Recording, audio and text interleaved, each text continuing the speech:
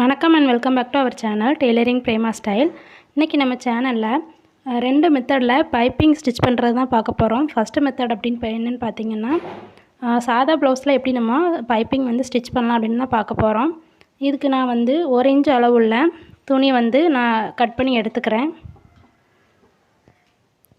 நான் ஸ்லீவில் தான் பைப்பிங் வைக்க போகிறேன். அதனால் எந்த அளவுக்கு நமக்கு பைப்பிங் தேவையோ அந்த அளவுக்கு நீளமான உள்ள துணியில் நம்ம 1 இன்ச் அளவு மார்க் பண்ணி கட் பண்ணி எடுத்துக்கலாம். இந்த மாதிரி மெத்தடில் பைப்பிங் தைக்கும்போது பிகினர்ஸ் கூட ஈஸியாக தைச்சிடலாம். இப்போ இதை நேராக நம்ம 1 இன்ச் மார்க் பண்ணிவிட்டோம். இப்போ இதை நேராக கட் பண்ணி எடுத்துடலாம்.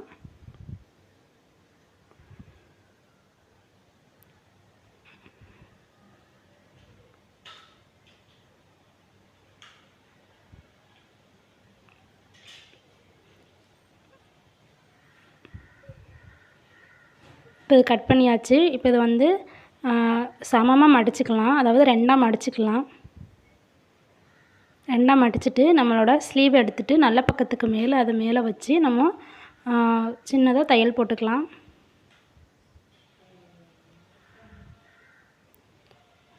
நம்மளோட ப்ளவுஸ் கிளாத்தோட நல்ல பக்கத்துக்கு மேலே தான் வச்சு நம்ம தையல் போடணும்.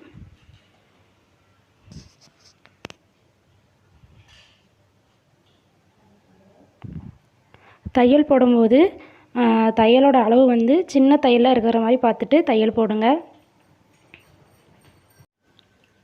1/4 இன்ச்சுக்கும் கம்மியாக இருக்கிற மாதிரி நம்ம கிளாத்து விட்டுட்டு தையல் போடணும்.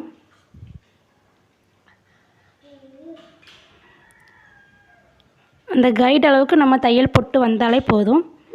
அப்போ தான் நம்மளுக்கு வந்து பைப்பிங் வந்து நல்லா சின்னதாக கிடைக்கும். நேராக இந்த கைடு அளவுக்கு தையல் போட்டுட்டு வாங்க.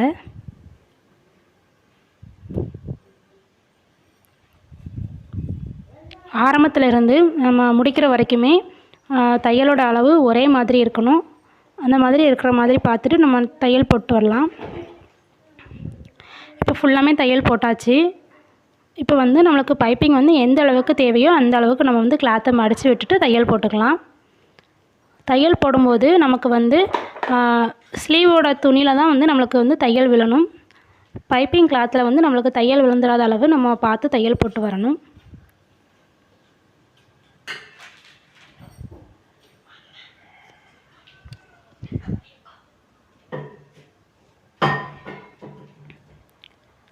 நான் இந்த அளவுக்கு மடிச்சுட்டு தையல் போட்டு வரேன்.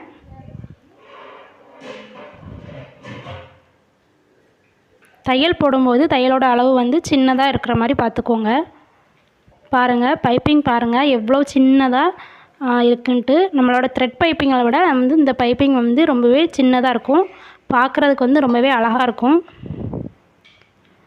சில பேருக்கு வந்து தட்டையாக ரொம்ப பைப்பிங் வச்சு போடுறது வந்து பிடிக்காது. அந்த மாதிரி உள்ளவங்களுக்கு இந்த மாதிரி பைப்பிங் வச்சு தைச்சி கொடுத்தீங்கன்னா ரொம்பவே நல்லாயிருக்கும். பாருங்கள், நம்ம ஃபுல்லாகவே தைச்சி முடிச்சாச்சு. பைப்பிங் வந்து ஃபுல்லாகவே தைச்சாச்சு. நம்மளுக்கு வந்து நீட் ஃபினிஷிங்கில் பைப்பிங் வந்து கிடச்சிருக்கு. த்ரெட் பைப்பிங்கோட வந்து நம்மளுக்கு வந்து இது மெல்லிஸாக இருக்குது, ரொம்பவே தின்னாக இருக்குது இந்த பைப்பிங். நீங்களும் இந்த மாதிரி மெத்தடில் தைச்சி பாருங்கள், ரொம்பவே ஈஸியாக இருக்கும். பிகினர்ஸ் கூட ஈஸியாக தைச்சிடலாம். பார்க்குறதுக்கு வந்து இந்த பைப்பிங் வந்து ரொம்ப சூப்பராக இருக்குது. இப்போ லைனிங் ப்ளவுஸில் எப்படி ஈஸியாக பைப்பிங் வைக்கலாம் அப்படின்னு பார்க்கலாம். இதுக்கு நம்ம வந்து எப்போதுமே லைனிங் ப்ளவுஸை வந்து எப்படி அடித்து திருப்பி தையல் போடுவோமோ அதே மாதிரி அடித்து திருப்பி தையல் போட்டுக்கோங்க. இந்த மாதிரி கிளாத்தோட எட்ஜ்லேயும் நம்ம வந்து தையல் போட்டுக்கலாம், அதாவது ஸ்லீவோட எட்ஜில் தையல் போட்டுக்கலாம். இதுக்கும் நான் 1 இன்ச் அளவுள்ள துணி தான் நான் கட் பண்ணி எடுத்துக்கிறேன். இதை வந்து ஒரு சைடு அளவு மட்டும் நம்ம மடித்து அடித்தா போதும். அதாவது 1/4 இன்ச் அளவு நம்ம ஒரு சைடு மடித்து அடிக்கணும். இந்த மாதிரி ஓரத்தில் தையல் போட்டுட்டு வரலாம்.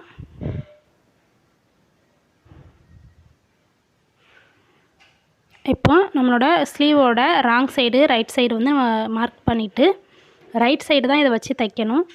அதாவது ரைட் சைடு வந்து கீழேயும் நம்மளோட ஸ்லீவோட ரைட் சைடும் நம்ம அதாவது பைப்பிங் கிளாத் இருக்குல்லையே அதோட ரைட் சைடும் ஒன்று போல் இருக்கிற மாதிரி வச்சுட்டு இந்த மாதிரி அளவு லைட்டாக அந்த பைப்பிங்கோட கிளாத்து வந்து நமக்கு லைட்டாக வெளியே தெரிகிற மாதிரி வச்சுட்டு தையல் போட்டுக்கணும்.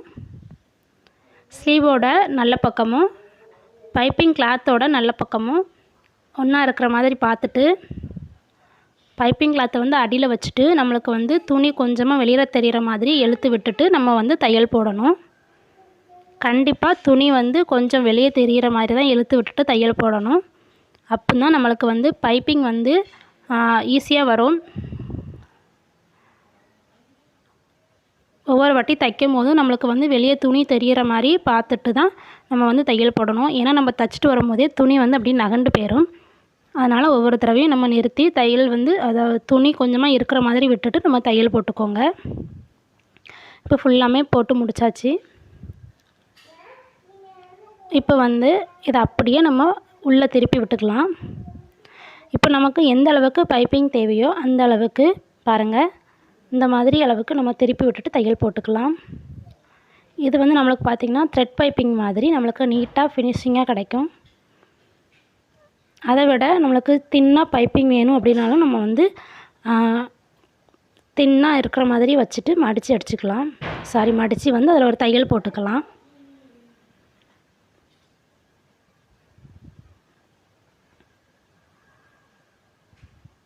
இந்த மெத்தடில் நம்ம பைப்பிங் தைக்கும்போது பிகினர்ஸ் கூட ஈஸியாக தைச்சிடலாம்.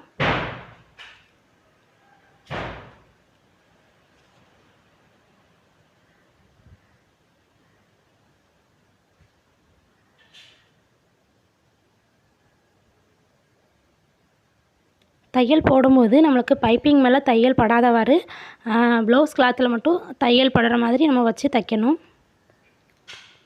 இப்போ பாருங்கள், ஃபுல்லாமே நான் பைப்பிங் வச்சு தைச்சிட்டேன். பாருங்கள், பார்க்குறதுக்கு வந்து எவ்வளோ தின்னாக இருக்குது அப்படின்ட்டு. த்ரெட் பைப்பிங்கை விட இது ரொம்பவே மெல்லிஸாக இருக்கும். இந்த மாதிரி நீங்களும் பைப்பிங் தைச்சி பாருங்கள்.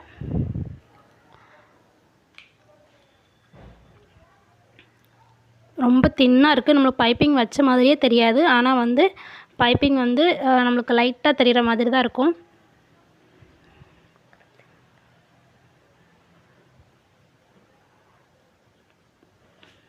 பாருங்கள், பைப்பிங் வந்து எவ்வளோ நீட்டாக ஃபினிஷிங்காக இருக்குது அப்படின்ட்டு.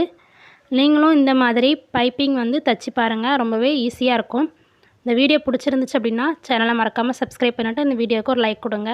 தேங்க்யூ.